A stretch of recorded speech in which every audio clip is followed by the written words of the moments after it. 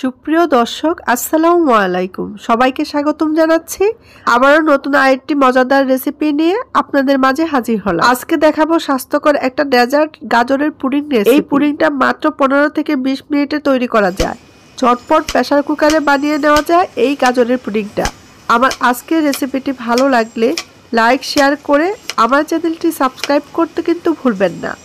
তো শুরু করা যাক। এখানে আমি 3টা গাজর নিয়েছি, আর এই গাজরের খোসাগুলো আমি ছাড়িয়ে নিয়ে ছোট ছোট টুকরো করে কেটে নিয়েছি।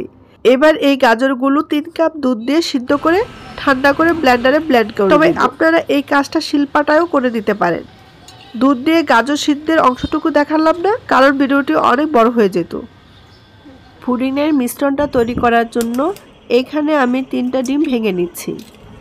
আমি এখানে আমার প্রয়োজন অনুযায়ী ডিম নিয়ে বানিয়ে নিচ্ছি, তবে আপনারা যদি বড় সাইজের পুডিং বানাতে চান সেই ক্ষেত্রে ডিমের পরিমাণটা বাড়িয়ে নিতে পারেন।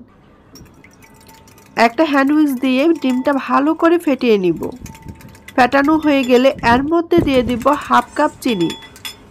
চিনি দিয়ে ডিমের সাথে ভালো করে চিনিটা মিশিয়ে নিব। এখানে আমি হাফ কাপ চিনি দিয়েছি, তবে চিনির পরিমাণটা যে যেমন মিষ্টি খেতে ভালোবাসেন সেই অনুযায়ী কম বেশি করে দিতে পারেন।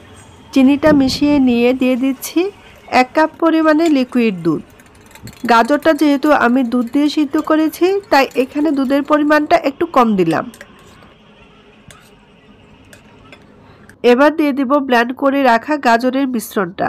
গাজরের মিশ্রণটা দিয়ে ভালো করে সমস্ত উপকরণের সাথে একসাথে মিশিয়ে নিব। মেশানো হয়ে গেছে, দেখুন সুন্দর একটা কমলা কালার হয়েছে। এবার পুডিংটা বানানোর জন্য ক্যারামেলটা তৈরি করে দিব। আমি যে পাত্রে পুডিংটা তৈরি করব সেই পাত্রেই ক্যারামেলটা তৈরি করে নিব। এর জন্য প্যানে 1.5 টেবিল চামচ চিনি দিয়ে 1 টেবিল চামচ পানি দিয়ে লো হিটে মিনিট 2 জাল করলেই দেখতে পাবেন চিনিটা গলে কালারটা চেঞ্জ হয়ে আসছে। এইরকম কালার চলে আসলে চুলা থেকে নামিয়ে দিতে হবে। এর থেকে বেশি জাল করলে কালচে কালার হয়ে যাবে। চুলা থেকে নামিয়ে ক্যারামেলটা ঠান্ডা করে নিয়েছি। দেখুন ক্যারামেলটা পাত্রে সুন্দর মতো সেট হয়ে গেছে। আজকের পুডিংটা যেহেতু আমি প্রেসার কুকারে বানাবো, তাই প্রেসার কুকারে কিছুটা পানি দিয়ে নিচ্ছি। পানি দেওয়া হয়ে গেলে পানির মধ্যে একটা স্ট্যান্ড বসিয়ে দিলাম, আর এই স্ট্যান্ডের মধ্যে পাত্রটা বসিয়ে দিব। এবার এই পাত্রে আগে থেকে রেডি করে রাখা ডিম, দুধ ও গাজরের মিশ্রণটা ঢেলে দিব। মিশ্রণটা দেওয়া হয়ে গেছে। এবার প্রেসার কুকারে ঢাকনাটা লাগিয়ে দিব, আর প্রেসার উপরে সিটিটা খুলে দিব। এই সিটিটা না খুললেও হয়, তবে প্রেসারে পানি যেহেতু কম দিয়েছি তাই পানিটা শুকিয়ে যাওয়ার চান্স থাকে, আর পানি শুকিয়ে গেলে প্রেসার কুকার অনেক সময় ব্রাস্ট হয়, আর এই সিটি খুলে দিলে সেই ভয় আর থাকবে না। ফিরে আসলাম 10 মিনিট পর। এবার প্রেসারের ঢাকনাটা খুলে একটা কাঠির সাহায্যে চেক করে দেখব। দেখুন কাঠিটা একদম ক্লিন বের হয়েছে, তার মানে পুডিংটা হয়ে গেছে। তবে কারো যদি এই সময়ের মধ্যে না হয়ে থাকে তাহলে আরো 5 মিনিটের মতো স্টিম করে নিতে পারেন। এই তো হয়ে গেছে। এই পুডিংটা এখন দেখতে তুলতুলে হলেও ঠান্ডা হলে ঠিক হয়ে যাবে। এবার একটু ঠান্ডা করে প্রেসার কুকার থেকে বের করে নরমাল ফ্রিজে 2-3 ঘন্টার জন্য রেখে দিব। পুডিং কোনো সময় গরম অবস্থায় কাটতে যাবেন না, গরম অবস্থায় কাটতে গেলে পুডিংটা ভেঙে যাবে।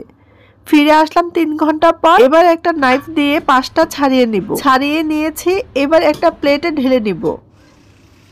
এই ঢালার কাজটা অবশ্যই সাবধানে করতে হবে। এই তো হয়ে গেল দারুণ মজার গাজরের পুডিং। এখন পুডিংটা একটু কেটে দেখাচ্ছি। এই দেখেন পুডিংয়ের ফাইনাল লুক। এই পুডিংটা অল্প সময়ে ঝটপট হয়ে যায়, আর খেতেও কিন্তু অসাধারণ লাগে।